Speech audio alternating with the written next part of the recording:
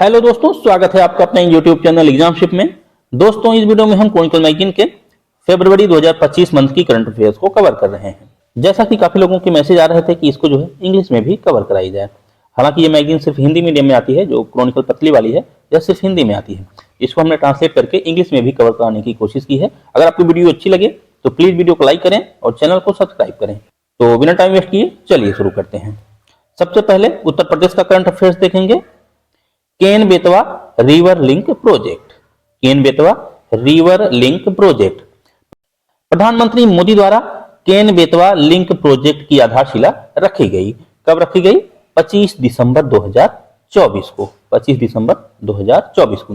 हालांकि मध्य प्रदेश और उत्तर प्रदेश सरकार द्वारा इससे समझौते के एक समझौता ज्ञापन 2005 में ही हस्ताक्षरित किए गए थे।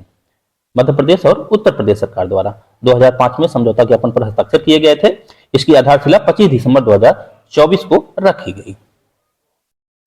केन और बेतवा जो नदियां हैं यह मध्य प्रदेश से निकलती हैं और यह दोनों जो है यमुना की सहायक नदियां हैं। जो केन नदी है यह यमुना से बांदा जिले में मिलती है और बेतवा नदी यमुना से हमीरपुर डिस्ट्रिक्ट में मिलती है। और राजघाट, परीक्षा और माता टीला ये सभी बांध जो है बेतवा नदी पर स्थित है। केन रिवर जो है यह पन्ना टाइगर रिजर्व से होकर गुजरती है। जो केन नदी है यह पन्ना टाइगर रिजर्व से होकर गुजरती है। नेक्स्ट है कलाग्राम। केंद्रीय संस्कृति और पर्यटन मंत्री ने महाकुंभ मेले के दौरान प्रयागराज में कलाग्राम नामक एक सांस्कृतिक गांव स्थापित करने की घोषणा की। नेक्स्ट है गोरखपुर पहला जो है इंटीग्रेटेड वेस्ट मैनेजमेंट सिटी, पहला एकीकृत अपशिष्ट प्रबंधन शहर। गोरखपुर उत्तर प्रदेश में सितंबर 2025 तक सहजनवा के सुथनी गांव में, गोरखपुर के सहजनवा के सुथनी गांव में भारत का पहला एकीकृत अपशिष्ट प्रबंधन शहर सह शिक्षण केंद्र स्थापित किया जाएगा, जो 40 एकड़ में फैला होगा और प्रतिदिन 700 टन अपशिष्ट को चारकोल और जैव सीएनजी में परिवर्तित करेगा। नेक्स्ट है महाकुंभ मेला क्षेत्र एक अलग जिला घोषित। इसका उद्देश्य 45 दिवसीय महाकुंभ मेला की तैयारी को सुव्यवस्थित करना है, जो कि 13 जनवरी 2025 को पौष पूर्णिमा स्नान पर्व के साथ शुरू हुआ। महाकुंभ मेला जिले के जुड़ने के साथ ही प्रयागराज डिवीजन में अब 5 जिले शामिल हैं। प्रयागराज डिवीजन में अब 5 जिले शामिल हैं। कौन कौन से? प्रतापगढ़, कौशाम्बी, फतेहपुर और महाकुंभ मेला जिला। मुख्यमंत्री योगी आदित्यनाथ द्वारा लखनऊ कुकरैल नाइट सफारी, जो कि देश की पहली नाइट सफारी है, दिसंबर 2026 तक शुरू करने की घोषणा। लखनऊ कुकरैल नाइट सफारी जो कि देश की पहली नाइट सफारी है, कब तक शुरू होने की घोषणा? दिसंबर 2026 तक। अदर स्टेट्स का देख लेते हैं।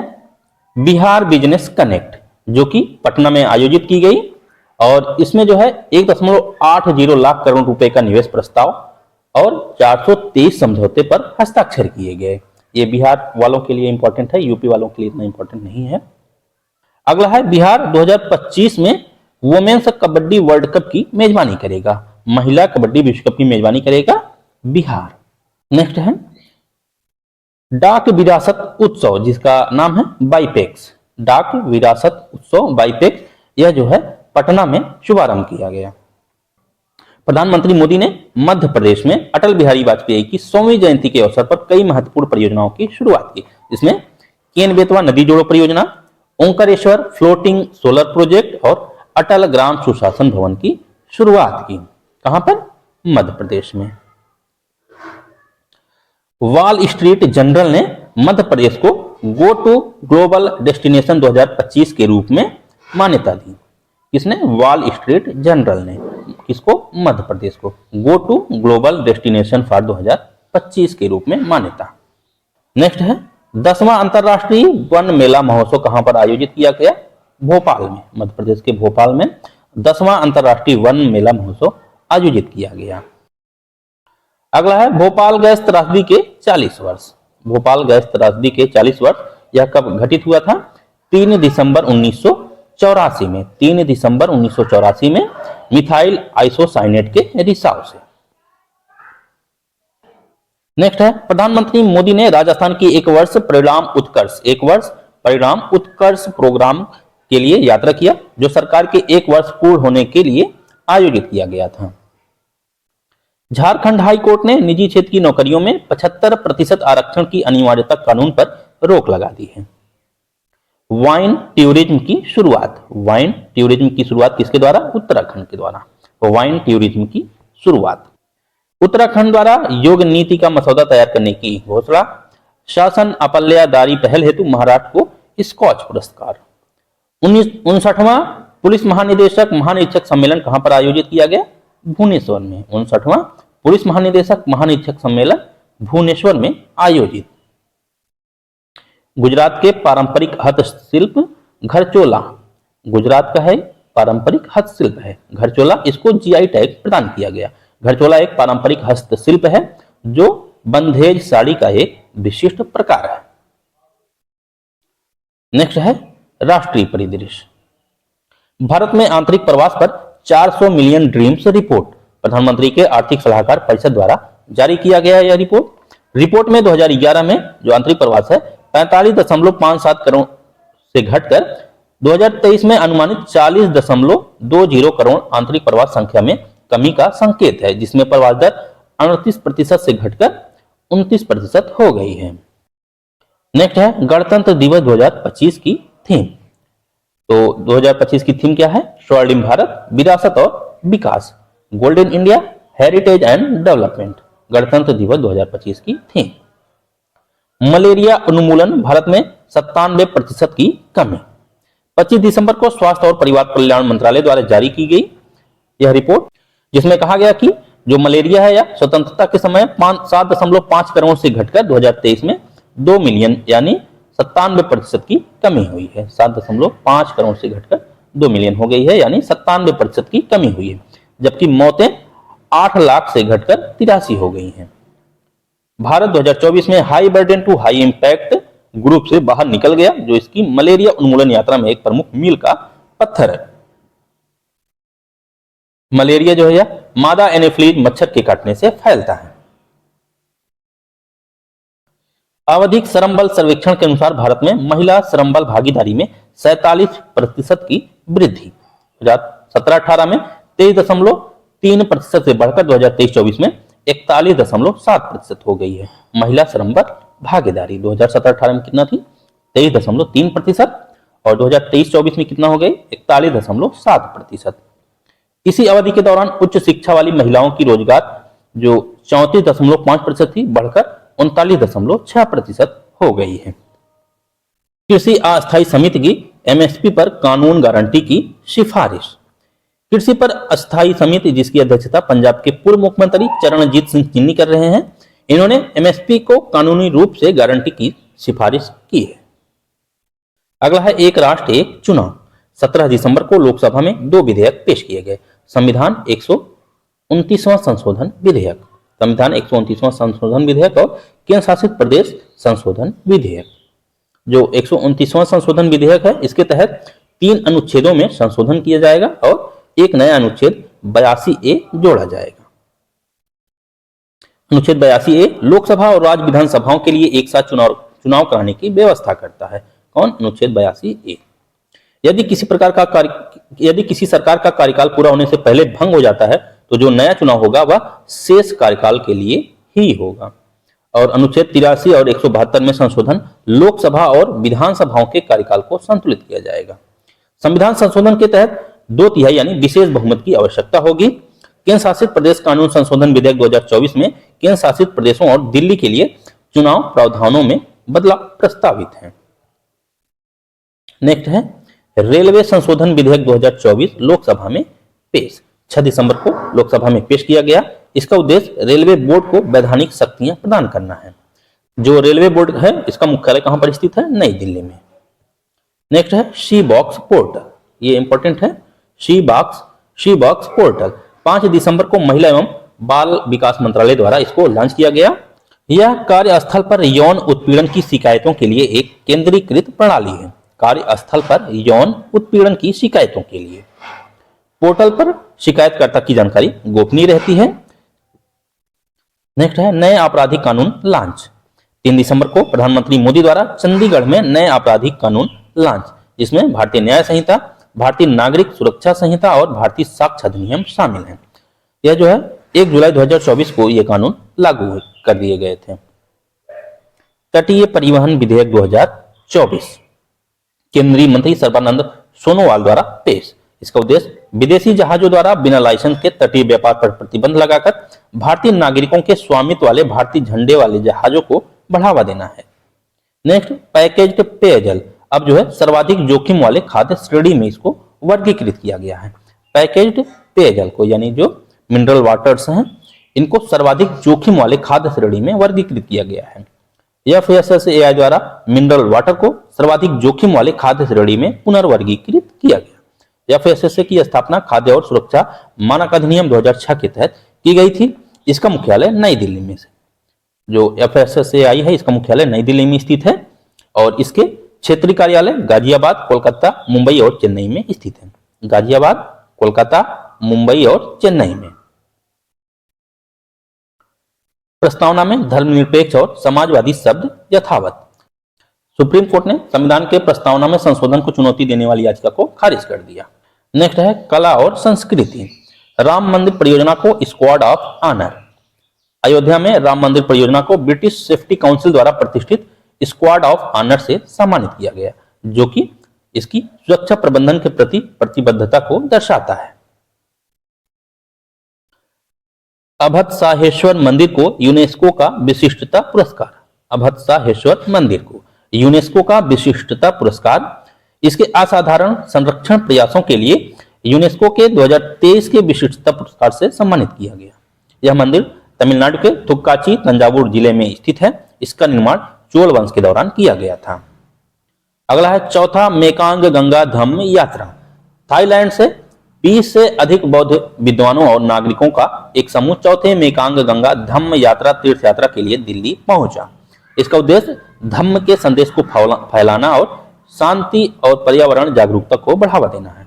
इसका उद्देश्य क्या है? धम्म के संदेश को फैलाना और शांति और पर्यावरण जागरूकता को बढ़ावा देना। नेक्स्ट है अंतर्राष्ट्रीय गीता महोत्सव 2024। अंतर्राष्ट्रीय गीता महोत्सव 2024 कहां पर आयोजित किया गया? हरियाणा के कुरुक्षेत्र में। जो इसका साझेदार राज्य था वह उड़ीसा रहा और साझेदार देश की बात करें तो तंजानिया रहा। तंजानिया साझेदार देश और उड़ीसा साझेदार राज्य। कहां पर आयोजित किया गया? हरियाणा के कुरुक्षेत्र में अंतर्राष्ट्रीय गीता महोत्सव। नेक्स्ट है पश्चिम बंगाल यूनेस्को के प्रमुख विरासत पर्यटन स्थल। नेक्स्ट आर्थिकी भट्टाचार्य समिति। आरबीआई द्वारा वित्तीय क्षेत्र में एआई के जिम्मेदार और नैतिक सक्षमकरण के लिए 8 सदस्यीय समिति का गठन किया है। इसे फ्री एआई यानी framework for responsible artificial intelligence नाम दिया गया है। इसका गठन आईआईटी मुंबई के प्रोफेसर पुष्पक भट्टाचार्य की अध्यक्षता में किया गया। भारतीय बैंकों में परिसंपत्ति गुणवत्ता में सुधार।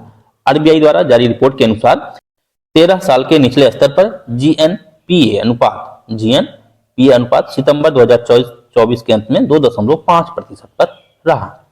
कृषि क्षेत्र के लिए जीएनपीए अनुपात सबसे अधिक रहा 6.2% और खुदरा क्षेत्र के लिए सबसे कम रहा।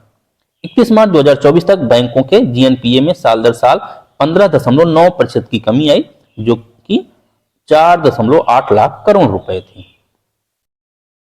नेक्स्ट है वैश्विक रेमिटेंस यानी धन प्रेषण में भारत जो है शीर्ष पर रहा। विश्व बैंक के अनुसार भारत 2024 में 129.1 बिलियन डॉलर रेमिटेंस प्राप्त किया, जो कि वैश्विक रेमिटेंस का 14.3% है। कितना प्राप्त किया? 129.1 बिलियन। वैश्विक रेमिटेंस का 14.3%।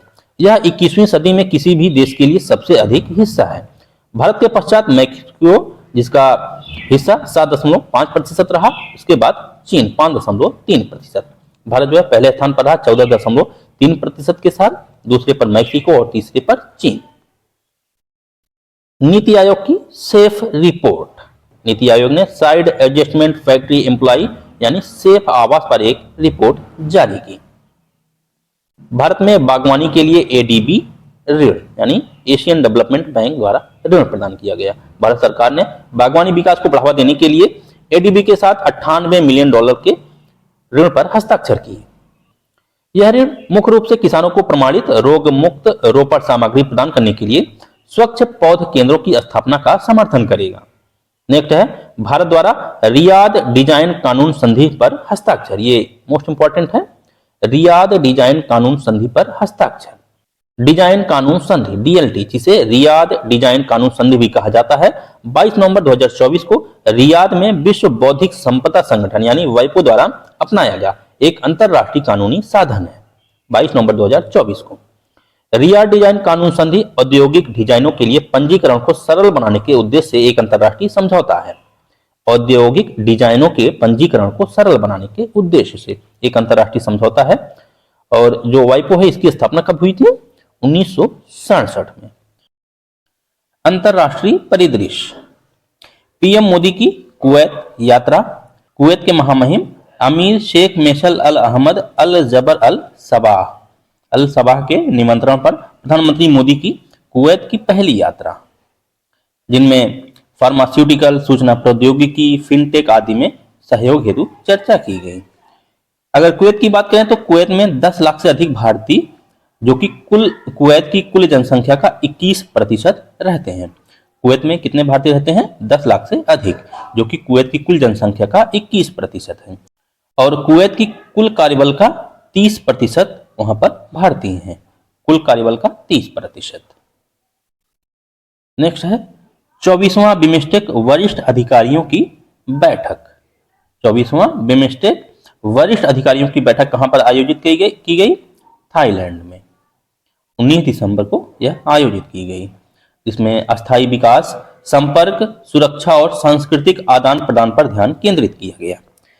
क्षेत्रीय परियोजनाओं में दक्षता और प्रभावशीलता बढ़ाने के सहयोग के नए तंत्रों को पेश किया गया। नेक्स्ट है भारत और लाइबेरिया द्विपक्षीय संबंध। भारत और लाइबेरिया मोनरोविया में द्विपक्षीय संबंधों को बढ़ाने के उद्देश्य से वार्ता आरंभ किया। चर्चाओं में व्यापार, निवेश, खनन, कृषि, स्वास्थ्य, शिक्षा आदि क्षेत्रों को शामिल किया गया था।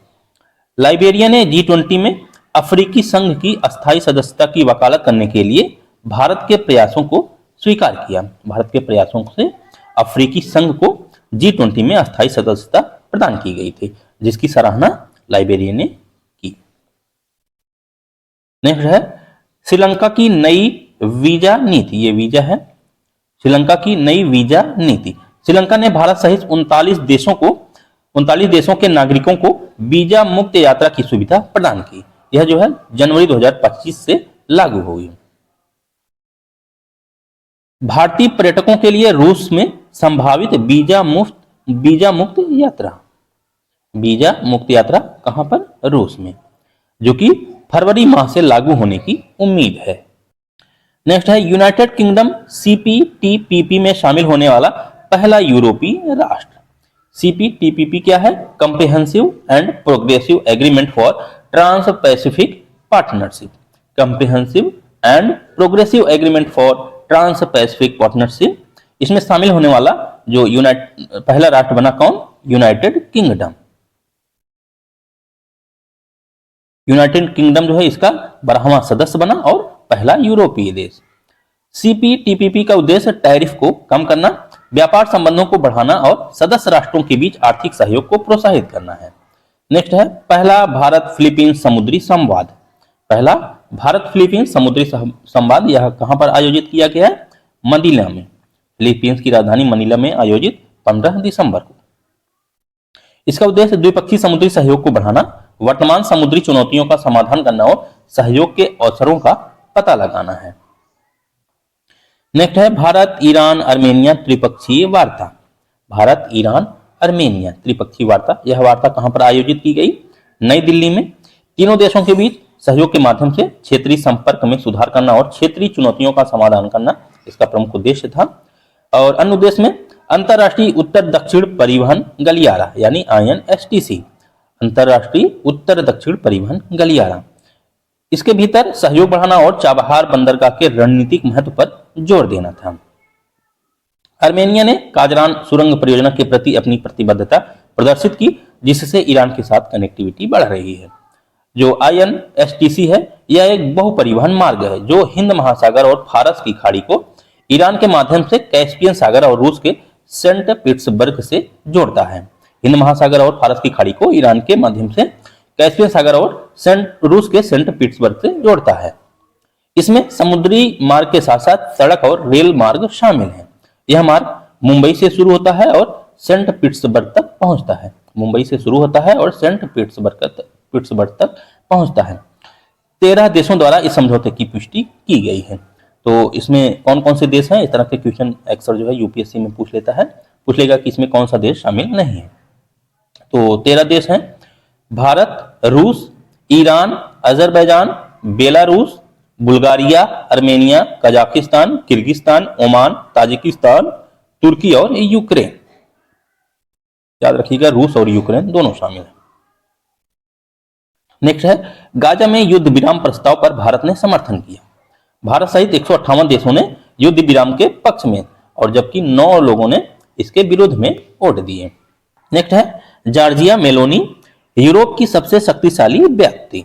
इटली की प्रधानमंत्री जॉर्जिया मेलोनी को पॉलिटिको, एक अमेरिकी पत्रकार संगठन है पॉलिटिको, इसके द्वारा यूरोप की सबसे शक्तिशाली व्यक्ति के रूप में मान्यता दी गई। पॉलिटिको ने उन्हें सीधी बात करने वाली अल्फा के रूप में वर्णित किया है। एआई और ऊर्जा पर वैश्विक सम्मेलन। एआई यानी आर्टिफिशियल इंटेलिजेंस और ऊर्जा पर वैश्विक सम्मेलन कहां पर आयोजित किया गया? पेरिस में। और किसके द्वारा आयोजित किया गया? यह अंतरराष्ट्रीय ऊर्जा एजेंसी द्वारा। इटली भारत के साथ व्यापारिक संबंधों को बढ़ाने को इच्छुक। इटली के व्यापार मंत्री एडोल्फो उर्सो ने भारत की अपनी यात्रा के दौरान कार्टन रूट पहल की घोषणा की, जिसका उद्देश्य भारत के साथ व्यापार संबंधों को मजबूत करना है। नेक्स्ट है, यूएन पीस बिल्डिंग कमीशन में भारत का पुनर्निर्वाचन। ये इंपॉर्टेंट है। यूएन पीस बिल्डिंग कमीशन में भारत का पुनर्निर्वाचन 28 नवंबर को 2025-26 कार्यकाल के लिए 2025-26 के कार्यकाल के लिए भारत को चयनित किया गया। भारत जो है 2005 में इसकी स्थापना के बाद से ही यूएन पीस बिल्डिंग कमीशन का सदस्य रहा है। नेक्स्ट है, विज्ञान और प्रौद्योगिकी। पोलियो टीकाकरण रणनीति के पुनर्मूल्यांकन का आह्वान। डब्ल्यूएचओ ने वैश्विक स्तर पर पोलियो के पुनरुत्थान की सूचना दी है, जिसमें पर्यावरणीय नमूनों और मानव मामलों में यह स्पष्ट हुआ कि जंगली पोलियो वायरस और वैक्सीन व्युत्पन्न पोलियो वायरस दोनों की उपस्थिति है। कावेरी इंजन का परीक्षण। हाल ही में गैस टरबाइन रिसर्च एस्टेब्लिशमेंट ने कावेरी इंजन को सफलतापूर्वक उड़ान परीक्षण के लिए तैयार किया, जो अंतरिक्ष प्रौद्योगिकी में आत्मनिर्भरता की भारत की खोज में एक महत्वपूर्ण मील का पत्थर है। इसे शुरू में तेजस लाइट कॉम्बैक्ट एयरक्राफ्ट के लिए डिजाइन किया गया था, जो मानव रहित हवाई वाहनों की आवश्यकताओं के अनुरूप संशोधित किया गया है। कावेरी इंजन का वर्तमान सूखा संस्करण 49-51 KN के बीच थ्रस्ट उत्पन्न करता है, जो कि घातक स्टील्थ ड्रोन जैसे यूएवी के लिए पर्याप्त है। नेक्स्ट है, ईएसए का एनविजन मिशन। ईएसए यानी यूरोपियन स्पेस एजेंसी। ईएसए का एनविजन मिशन, तो जो एनविजन मिशन है यह किसके लिए है? शुक्र ग्रह के लिए। जो एनविजन मिशन है यह नासा के डेवेंसी प्लस वेरिटास मिशनों के साथ मिलकर शुक्र के व्यापक समझ को प्रदान करेगा। नेक्स्ट है, जेनकॉस्ट। जेनकॉस्ट या गूगल की डीप माइंड टीम द्वारा लॉन्च किया गया। जेनकॉस्ट यह एक एआई मॉडल है जो संभावित मौसम परिणाम की व्यापक समझ प्रदान करता है। जेनकॉस्ट 15 दिनों तक आगे बढ़ते हुए तेज और अधिक सटीक मौसम पूर्वानुमान प्रदान करता है। अगला है, बृहस्पति ग्रह पर खोजे गए काले ओवल्स। शोधकर्ताओं ने बृहस्पति ग्रह के वायुमंडल में पृथ्वी के आकार के काले ओवल्स की खोज की है, जो केवल पराबैंगनी प्रकाश में दिखाई देते हैं। यह काले ओवल्स बृहस्पति के ध्रुव, विशेषकर दक्षिणी ध्रुव पर धुंध की परतों में स्थित है। नेक्स्ट है, आईएनएस अरिघाट से K4 मिसाइल का सफल परीक्षण। K4 मिसाइल का सफल परीक्षण किया गया किससे? आईएनएस अरिघाट से। भारतीय नौसेना ने नौ कमीशन किए गए परमाणु संचालित पनडुब्बी आईएनएस अरिघाट से K4 मिसाइल का सफलतापूर्वक परीक्षण किया। K4 मिसाइल की जो सीमा है यह 3500 किलोमीटर है। अगला है, मोइरे मैटर से अतिचालकता की खोज। मोइरे मैटर से अतिचालकता की खोज। शोधकर्ताओं ने अर्धचालक आधारित मोइरे सामग्रियों, विशेष रूप से मुड़े हुए द्विपरत टंगस्टन डाइसेनाइड से अतिचालकता की खोज की। नेक्स्ट है चरम वातावरण में आर्किया का लचीलापन।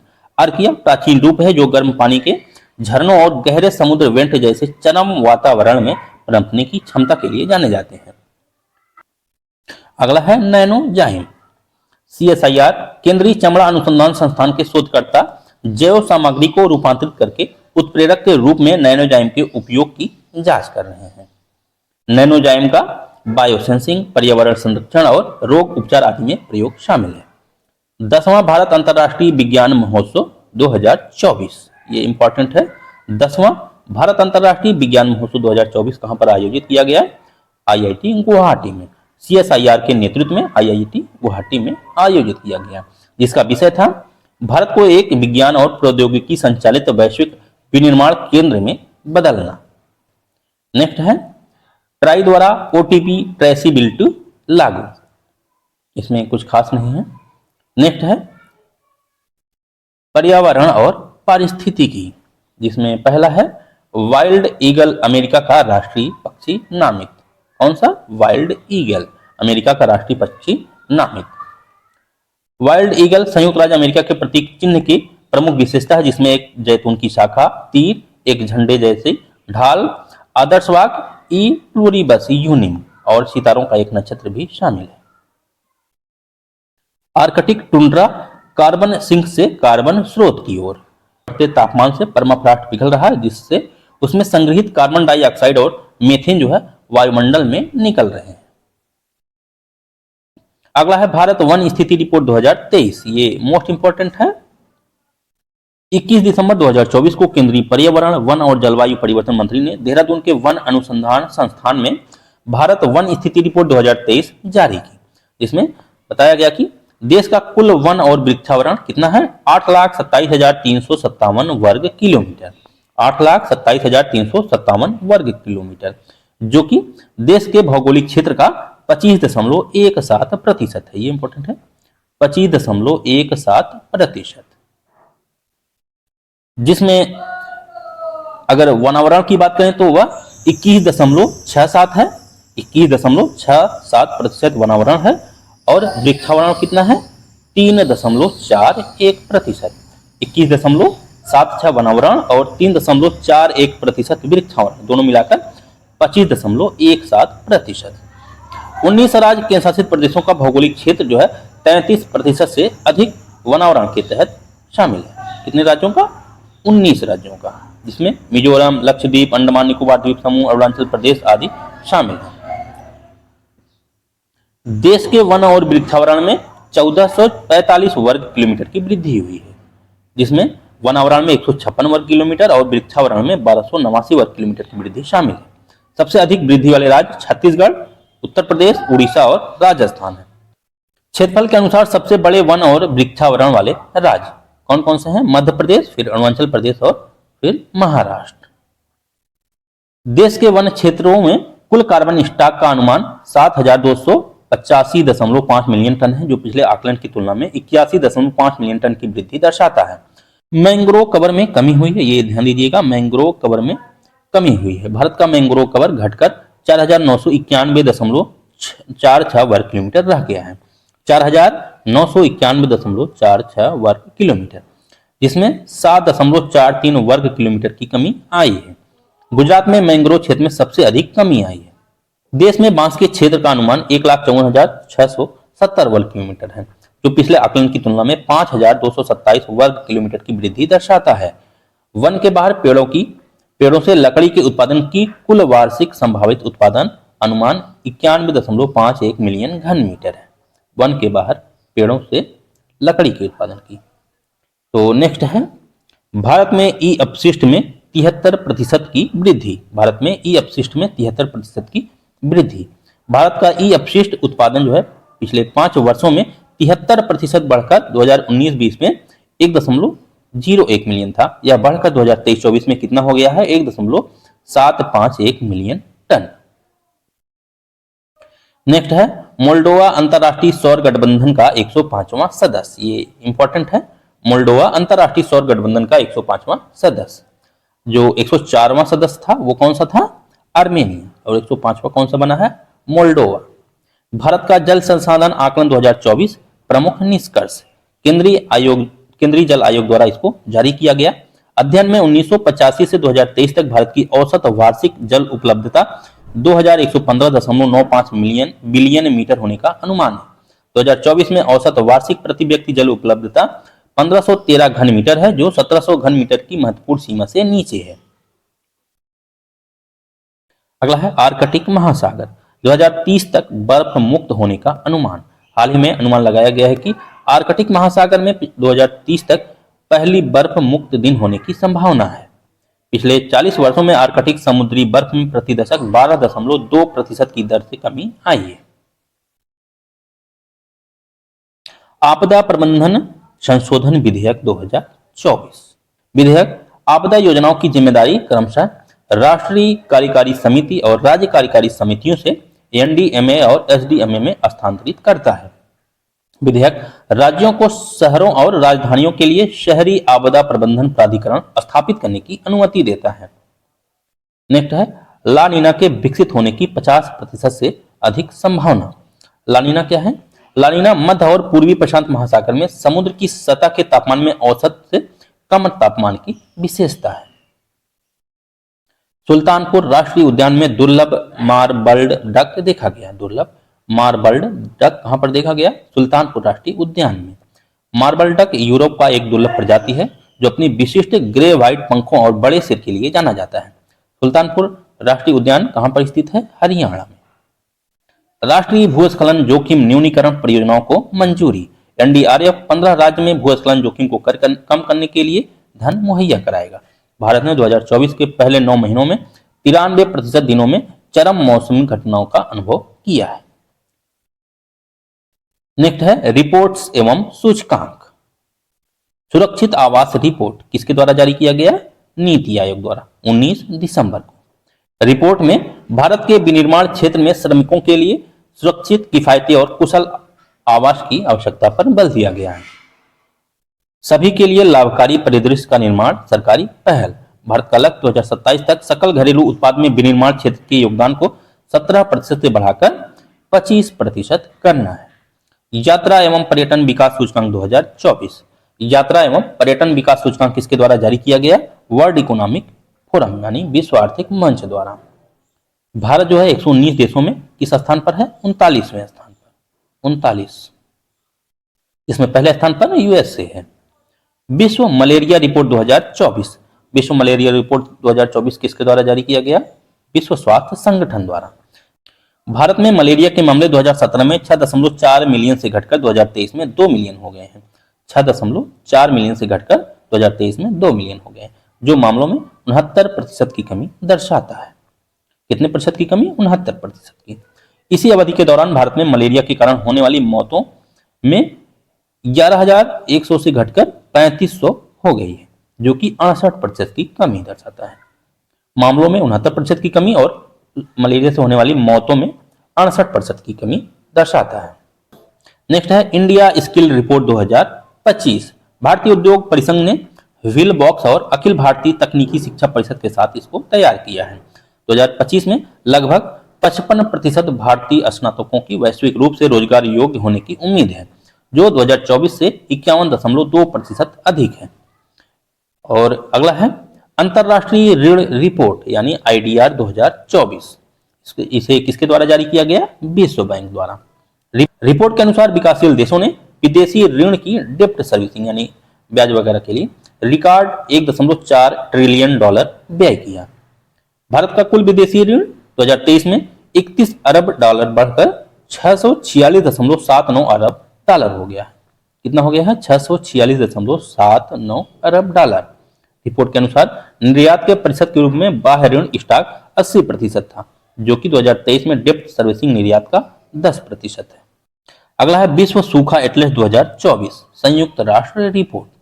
यूएनसीसीडी और यूरोपीय आयोग जेआरसी ने मरुस्थलीकरण से निपटने हेतु विश्व सूखा एटलस शीर्षक से एक रिपोर्ट जारी की, जिसमें चेतावनी दी गई कि 2050 तक वैश्विक आबादी के लगभग 75% हिस्से को सूखे की चुनौती का सामना करना पड़ेगा। 2050 तक वैश्विक आबादी की लगभग 75% हिस्से को सूखे की चुनौती का सामना करना पड़ेगा। यूएनसीसीडी 1994 में स्थापित। यूएनसीसीडी भूमि, जलवायु और जैव विविधता की परस्पर जुड़ी चुनौतियों का समाधान करने के लिए 2 अन्य अभिसमयों के साथ कार्य करता है। 2 अन्य अभिसमय कौन कौन से हैं? जैव विविधता पर कन्वेंशन यानी सीएमडी और जलवायु परिवर्तन पर संयुक्त राष्ट्र फ्रेमवर्क कन्वेंशन यूएनएफसीसी। योजना एवं कार्यक्रम। नई ऋण गारंटी योजना। भारत सरकार ने छोटे किसानों को सहायता देने के लिए नई ऋण गारंटी योजना शुरू की है, जिसे केंद्रीय खाद्य एवं उपभोक्ता मामलों के मंत्री प्रहलाद जोशी ने पेश किया है। इसका उद्देश्य किसानों के बीच संकटपूर्ण बिक्री को रोकना, उन्हें इलेक्ट्रॉनिक वेयर हाउसिंग रसीदों का उपयोग करके अपनी उपज को संग्रहित और प्राप्त करने की अनुमति देना है। जो इलेक्ट्रॉनिक वेयर हाउसिंग रसीदें हैं, इन्हें पंजीकृत वेयर हाउस द्वारा जारी किया जाता है। ये रसीदें बैंकों के लिए गारंटी के रूप में काम करती हैं। नेक्स्ट है जलवाहक योजना। भारत सरकार ने अंतर्देशीय जलमार्गों के माध्यम से माल परिवहन को बढ़ावा देने के लिए जलवाहक योजना शुरू की। गंगा, ब्रह्मपुत्र और बराक जैसी महत्वपूर्ण नदियों के साथ टिकाऊ और किफायती परिवहन को प्रोत्साहित करने हेतु यह योजना 3 साल तक चलेगा। नेक्स्ट है एपी ऊर्जा वीर योजना। इसे आंध्र प्रदेश सरकार द्वारा प्रारंभ किया गया है। एपी यानी आंध्र प्रदेश ऊर्जा वीर योजना। इसका उद्देश्य ऊर्जा दक्षता और स्थिरता को बढ़ावा देना है। नेक्स्ट है बीमा सखी योजना। प्रधानमंत्री मोदी द्वारा हरियाणा के पानीपत से इसको प्रारंभ किया गया। बीमा सखी योजना ये इंपॉर्टेंट है। हरियाणा के पानीपत से इसका शुभारंभ प्रधानमंत्री मोदी द्वारा। इसमें इसका उद्देश्य ग्रामीण और शहरी क्षेत्रों की महिलाओं को बीमा क्षेत्र के माध्यम से वित्तीय रूप से सशक्त बनाना है। प्रारंभिक तौर पर 100 करोड़ रुपए का बजट आवंटित किया गया है। यह योजना एलआईसी का एक नया कार्यक्रम है जो 18 से 70 वर्ष की आयु की महिलाओं को लक्षित करता है। 18 से 70 वर्ष। नेक्स्ट है बैंकिंग एवं वित्तीय सेवाएं। नए दूरसंचार नियम 2024। भारतीय दूरसंचार विनियामक प्राधिकरण यानी ट्राई ने 23 दिसंबर 2024 को दूरसंचार क्षेत्र में उपभोक्ता संरक्षण को बढ़ाने के लिए 2 प्रमुख संशोधन पेश किए हैं। पहला, दूरसंचार उपभोक्ता संरक्षण बढ़ावा संशोधन नियम 2024। दूसरा है दूरसंचार टैरिफ 17वां संशोधन अध्यादेश 2024। वॉइस और एसएमएस के लिए अलग से एसटीबी अनिवार्य किए गए हैं ताकि उपभोक्ताओं को उनकी आवश्यकताओं के लिए भुगतान करने का विकल्प मिल सके। एसटीबी और कम्बो वाउचर की वैधता अवधि 90 दिनों से बढ़ाकर 365 दिन कर दी गई है। नेक्स्ट है जीएसटी परिषद की 55वीं बैठक। यह बैठक कहां पर आयोजित की गई? राजस्थान के जैसलमेर में। किसकी अध्यक्षता में? वित्त मंत्री निर्मला सीतारमण की अध्यक्षता में राजस्थान के जैसलमेर में आयोजित जीएसटी परिषद की 55वीं बैठक। इसमें फोर्टिफाइड चावल पर कर में कटौती की गई है। कर को घटाकर 5% करने का संकल्प। जीन थेरेपी को जीएसटी से छूट देने का निर्णय।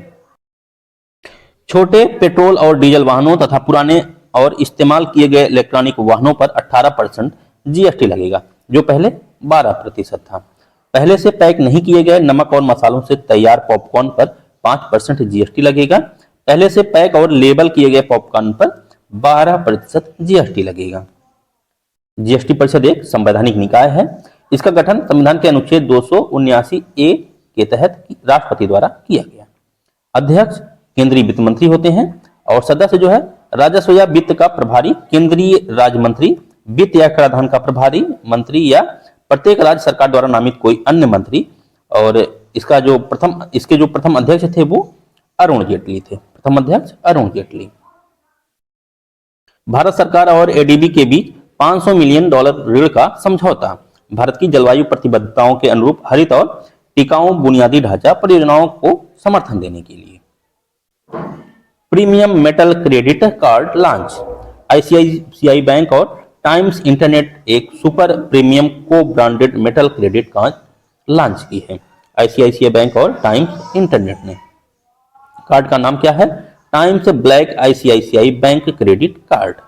आईसीआईसीआई बैंक की स्थापना 1994 में। इसका मुख्यालय मुंबई में है और इसकी टैगलाइन है, हम है ना ख्याल आपका।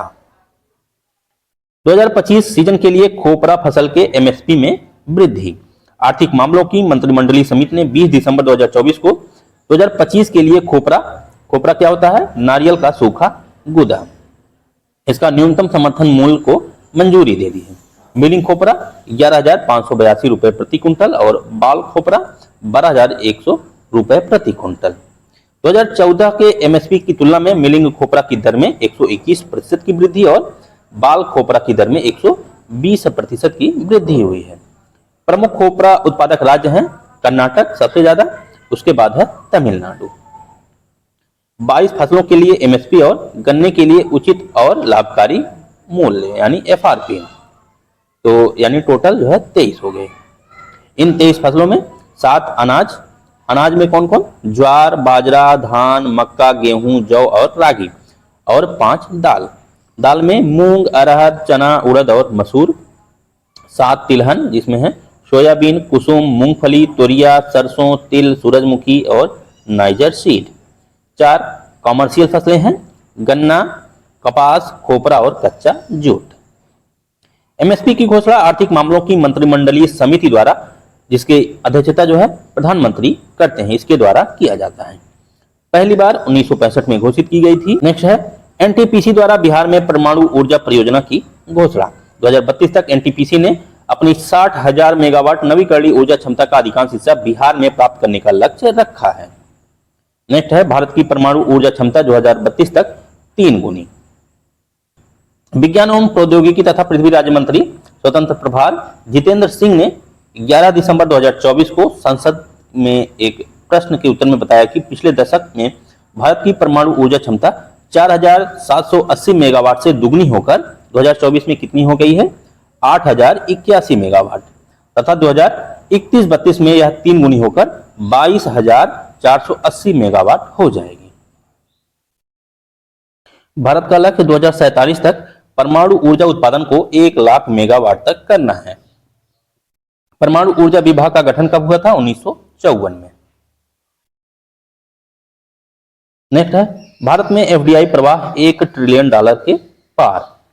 उद्योग और आंतरिक व्यापार संवर्धन विभाग यानी डीपीआईआईटी ने 8 दिसंबर को जारी किए गए आंकड़ों में बताया कि भारत में एफडीआई प्रवाह अप्रैल 2000 से सितंबर 2024 की अवधि में $1 ट्रिलियन के आंकड़े को पार कर गया है। प्रमुख एफडीआई स्रोत कौन कौन से हैं? मॉरिशस, फिर है सिंगापुर, फिर अमेरिका। और क्षेत्र की बात करें सबसे ज्यादा सेवा क्षेत्र। नेक्स्ट है चर्चित व्यक्ति। मुर्दो निरूपा बिंदुसिनी फर्नांडो श्रीलंका की 48वीं मुख्य न्यायाधीश के रूप में इन्होंने शपथ ली। इस पद पर आसीन होने वाली यह दूसरी श्रीलंकाई महिला है। नेक्स्ट है यून सुक येओल दक्षिण कोरिया के राष्ट्रपति। इनके विरुद्ध जो है महाभियोग प्रस्ताव पारित किया गया। यह देश में मार्शल लॉ लाने के बाद काफी विवादों में आ गए थे, इसके लिए जो है इनके विरुद्ध महाभियोग प्रस्ताव लाया गया है। पूजा शर्मा, दिल्ली निवासी पूजा शर्मा को 2024 के लिए बीबीसी की शॉप प्रेरक महिलाओं की सूची में शामिल किया गया। नेक्स्ट है पायल कपाड़िया। इनकी film all we imagine as light के लिए गोल्डन ग्लोब पुरस्कार 2025 के लिए नामांकित किया गया है। गोल्डन ग्लोब पुरस्कार में नामांकित होने वाली पहली भारतीय निर्देशक बन गई। प्रमुख नियुक्तियां वी राम सुब्रमण्यम, ये इंपॉर्टेंट है। इन्हें राष्ट्रीय मानवाधिकार आयोग का नया अध्यक्ष नियुक्त किया गया। वी राम सुब्रमण्यम। 24 दिसंबर 2024 को 5 राज्यों के नए राज्यपाल। बिहार का राज्यपाल किसे नियुक्त किया गया? आरिफ मोहम्मद खान को। केरल के विश्वनाथ अर्लेकर। मणिपुर अजय कुमार भल्ला। मिजोरम सेवानिवृत्त जनरल विजय कुमार सिंह। और उड़ीसा के हरिबाबू कंभमपति। संजय मल्होत्रा आरबीआई के 26वें गवर्नर के रूप में पदभार ग्रहण। इन्होंने शक्तिकांत दास की जगह ली। नेक्स्ट है हरमीत ढिल्लो। भारतीय मूल की हरमीत ढिल्लो को यूएसए में नागरिक अधिकारों से संबंधित सहायक अटॉर्नी जनरल नियुक्त किया गया। ये मोस्ट इंपॉर्टेंट है। हरमीत ढिल्लो को यूएसए में सहायक अटॉर्नी जनरल नियुक्त किया गया। काश पटेल, ट्रंप मंत्रिमंडल द्वारा भारतीय मूल के अमेरिकी नागरिक काश पटेल को फेडरल ब्यूरो ऑफ इन्वेस्टिगेशन यानी एफबीआई का प्रमुख किया गया। एफबीआई का प्रमुख किसे नियुक्त किया गया? काश पटेल को। वे ट्रंप मंत्रिमंडल में नियुक्त होने वाले दूसरे अमेरिकी भारतीय हैं। मिखाइल कावेलाशविली ये जॉर्जिया के नए राष्ट्रपति चुने गए।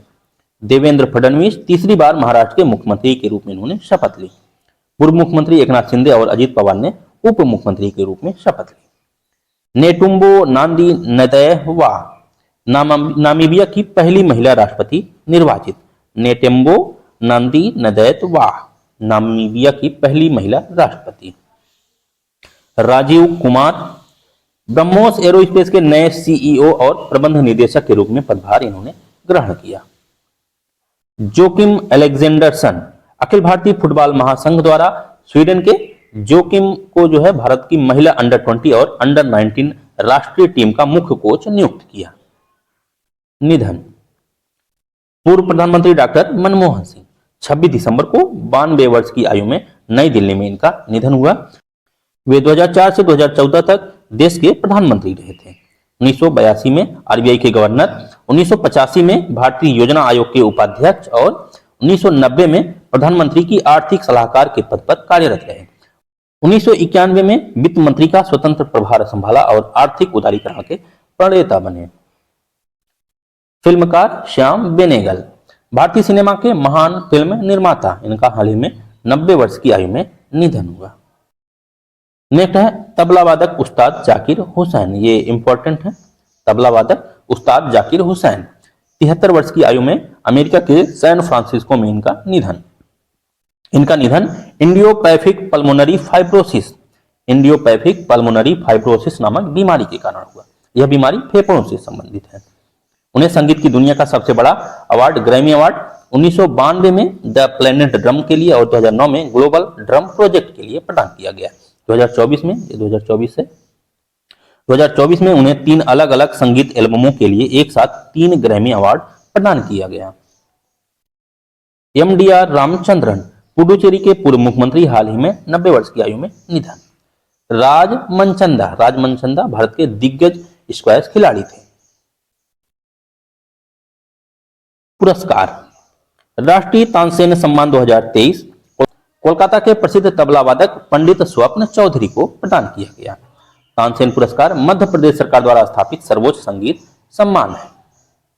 कुवैत का सर्वोच्च सम्मान द ऑर्डर ऑफ मुबारक अल कबीर इसे प्रदान किया गया प्रधानमंत्री नरेंद्र मोदी को। 34वें जीडी बिरला पुरस्कार Jawaharlal Nehru centre for advance scientific research के संकाय सदस्य सुबी जैकब जॉर्ज को 34वां जीडी बिरला पुरस्कार प्रदान किया गया। जेसी डेनियल अवार्ड 2023 साजी एन करुण को। Time person of the year 2024 Donald Trump को दूसरी बार Time person of the year चुना गया। 34वां व्यास सम्मान 2024 मोस्ट इंपॉर्टेंट 34वां व्यास सम्मान 2024 हिंदी लेखिका सूर्यबाला को उनके उपन्यास कौन देश को वासी वेणु की डायरी के लिए। किसे प्रदान किया गया? सूर्यबाला को कौन देश को वासी वेणु की डायरी के लिए 34वां व्यास सम्मान प्रदान किया गया। अमेरिकी नौसेना के प्रतिष्ठित लोक सेवक पुरस्कार टॉम क्रूज को प्रदान किया गया। राष्ट्रीय पंचायत पुरस्कार 2024 विज्ञान भवन नई दिल्ली में भारत की राष्ट्रपति द्रौपदी मुर्मू की अध्यक्षता में आयोजित समारोह में 45 पंचायतों को सम्मानित किया गया। कितने? 45 पंचायतों। नेक्स्ट है champions of the earth award. Champions of the earth award यह किसे प्रदान किया गया? माधव गाडगिल को। माधव गाडगिल का योगदान पश्चिमी घाट पर केंद्रित है जो भारत की महत्वपूर्ण जैव विविधता हॉटस्पॉट है। टर्नर पुरस्कार 2024 टर्नर पुरस्कार चित्रकार जसलीन कौर को उनकी प्रदर्शनी अल्टर के लिए प्रदान किया गया। टर्नर पुरस्कार 2024 इंदिरा गांधी शांति निरस्त्रीकरण एवं विकास पुरस्कार 2024 चिली की पूर्व राष्ट्रपति मिशेल बैचलेट को जो कि चिली की पूर्व राष्ट्रपति हैं ने जो है इंदिरा गांधी शांति निरस्त्रीकरण एवं विकास पुरस्कार 2024 प्रदान किया गया। फिल्म फेयर ओटीटी अवार्ड्स 2024 5वां संस्करण मुंबई में आयोजित सर्वश्रेष्ठ फिल्म वेब ओरिजिनल के लिए अमर सिंह चमकीला को प्रदान किया गया। नेक्स्ट है प्रमुख युद्धाभ्यास। हरिमाऊ शक्ति 2024 मलेशिया के पहांग में आयोजित किया गया 2 से 15 दिसंबर 2024 के मध्य। और जो हरिमाऊ शक्ति है यह किसके बीच आयोजित किया जाता है? भारत और मलेशिया के मध्य। कहां पर आयोजित किया गया? मलेशिया के पहांग में।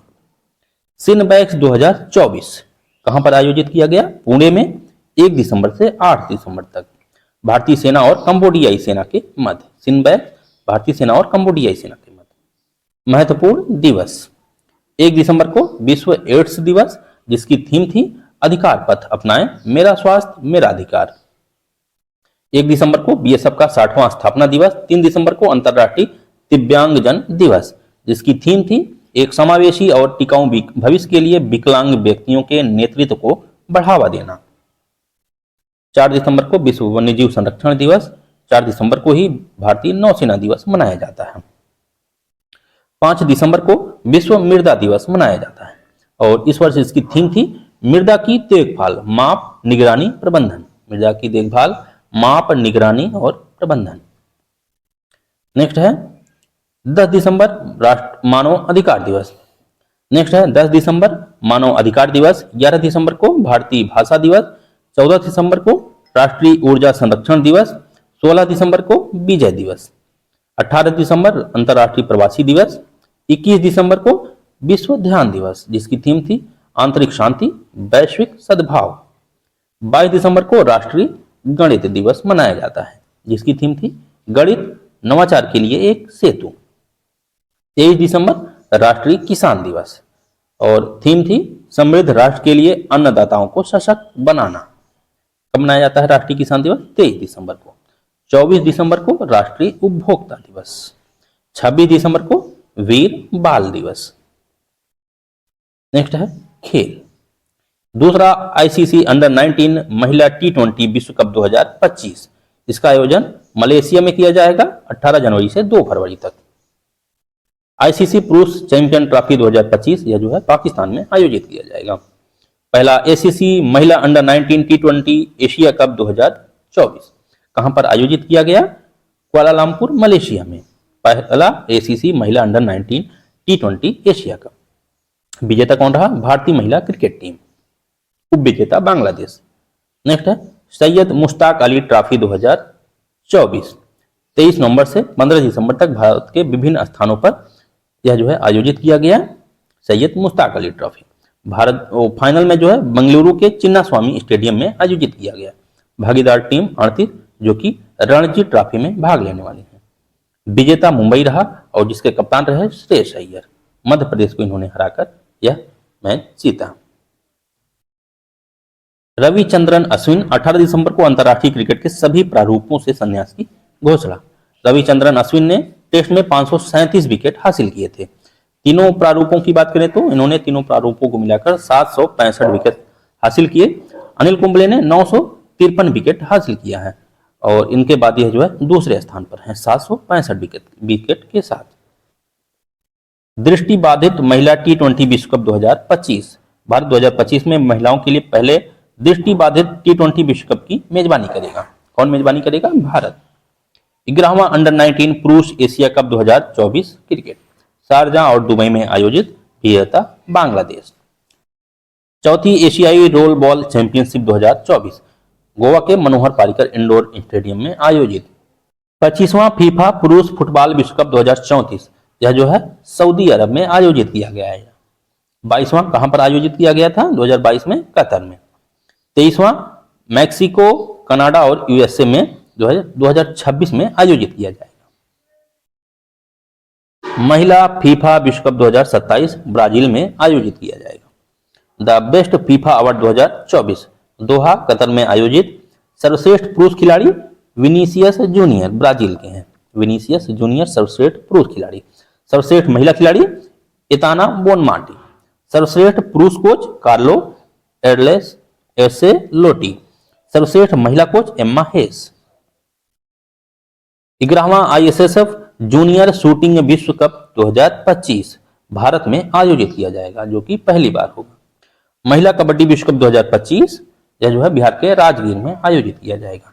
38वां राष्ट्रीय खेल 2025 उत्तराखंड में आयोजित किया जाएगा, जिसका शुभंकर है राजपक्षी हिमालयन मोनाल। इसे मौली नाम दिया गया है। कहां पर आयोजित किया जाएगा? उत्तराखंड में। 38 प्रतियोगिताएं शामिल होंगी इसमें। 37वां राष्ट्रीय खेल गोवा में आयोजित किया गया था। 38वां कहां पर होगा? उत्तराखंड में।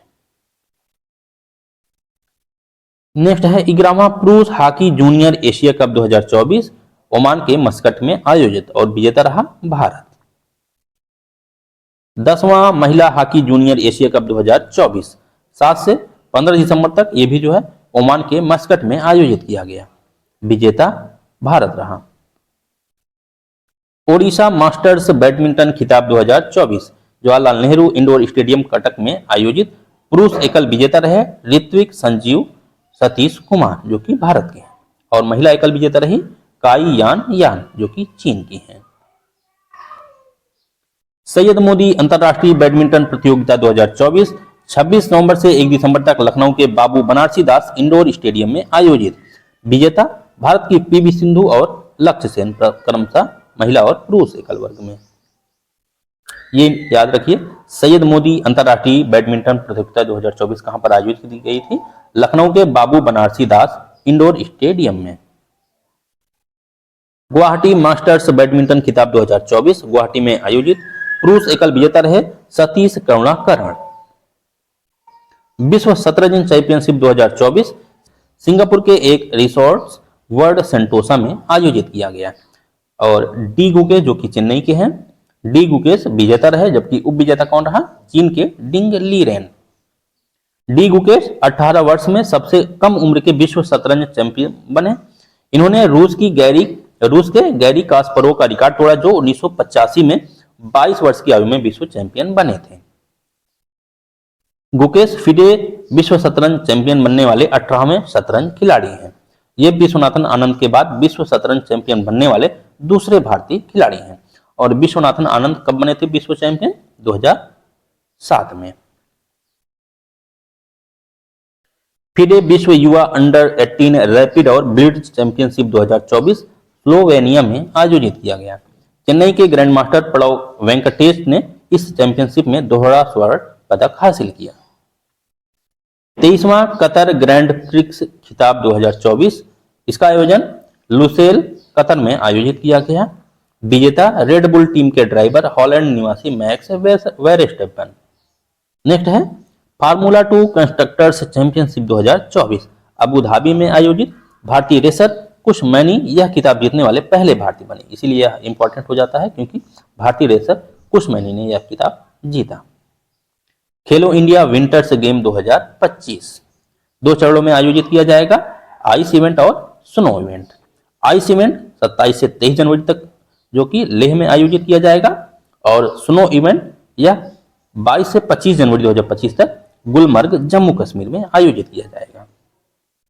आइस इवेंट लेह में और स्नो इवेंट जम्मू कश्मीर में आयोजित किया जाएगा। आयोजक भारतीय खेल प्राधिकरण और युवा मामले एवं खेल मंत्रालय, और खेलो इंडिया विंटर गेम्स की शुरुआत 2020 में हुई थी। नेक्स्ट है वन लाइनर, जिसे आप लोग पीडीएफ से देख के पढ़ लीजिएगा, इसका पीडीएफ टेलीग्राम ग्रुप में शेयर कर दिया जाएगा। तो दोस्तों ये थी क्रॉनिकल फरवरी मंथ की समरी। अगर आपको वीडियो यूजफुल लगा हो तो प्लीज वीडियो को लाइक करें और चैनल को सब्सक्राइब करें। Thank you.